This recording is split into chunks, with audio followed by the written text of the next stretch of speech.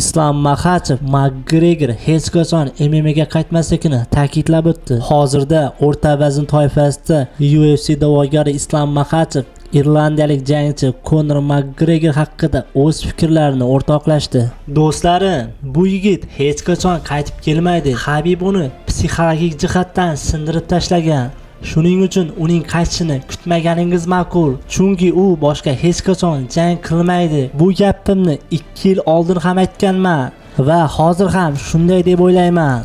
Yaqinda uning antidoping komissiyasi bilan muammolari borligini hammamiz eshitdik. Shuning uchun uning qaytishiga umuman ishonmayman. To'g'ri, Jon Jons Oq uyda musobaqalarda qatnashish uchun faoliyatini davom ettirishiga ishonaman. Ammo Conorga keladigan bo'lsak, u hech qachon qaytmaydi, dedi Islom Makhachev. Azizlarim, Islom Makhachevning gaplariga o'z fikringizni kommentariyada yozib qoldiring va like bosib obuna bo'lishni unutmang.